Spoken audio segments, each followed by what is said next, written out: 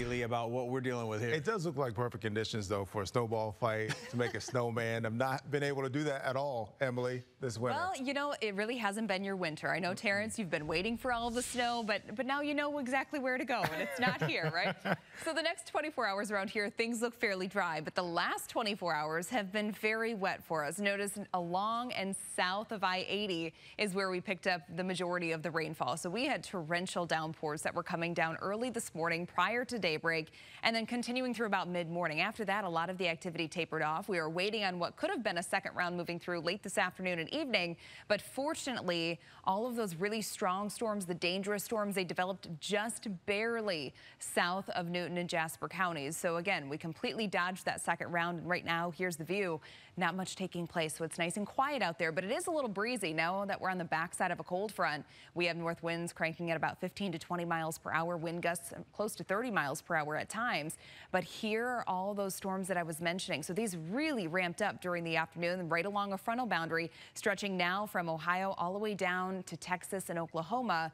Fortunately for us, things are going to be quiet for the next couple of days now. So futurecast, here's our low pressure system, and here's the boundary layer that we've kind of been dealing with over the last about 24 hours or so. That's why we've seen all of those storms rolling through this morning, but it's moving out of here. We're on the backside of this front now, so northerly winds. That's bringing down that cooler Canadian air mass for us to work with, and that's why temperatures are dropping so quickly out there this evening. So previously today, we had high temperatures in the 60s, if not close to 70 degrees in a couple spots, and right now, your wind chill temperatures are already down into the 30s. By daybreak tomorrow, we should be waking up to a little bit of cloud cover, but notice how we clear things out during the day. So I have the clock stopped here around 7 p.m. on Friday. We should have completely clear skies. If you have Friday night plans, things look really good. Temperatures, however, going to be running much cooler than what we had today. We're likely going to be in the upper 40s to low 50s for your highs tomorrow. That's still really good for this time of the year, though. Your normal high temperature for this time of March is right around 45 or 46 degrees.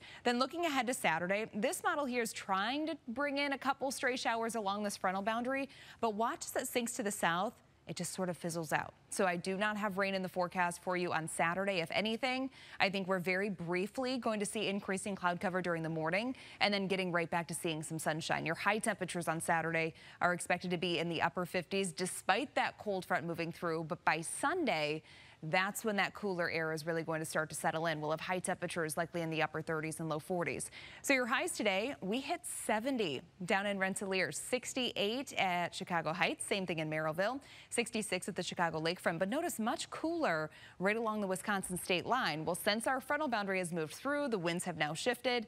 Here's where we stand. Temperatures currently are sitting in the low to mid 40s. It's now 44 at O'Hare, 43 in Gary, 49 in Joliet, 47 in Morris, and we're now down to 44 degrees in Rensselaer. And it was only about 4 hours ago that we were still well in the 60s in Rensselaer.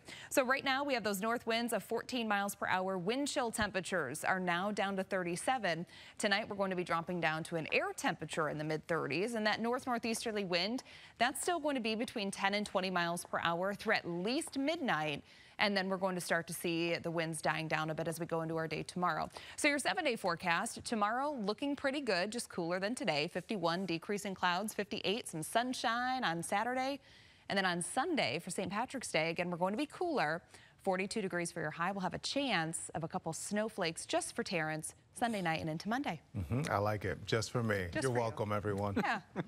Thanks, Emily. I do what I can. Now to some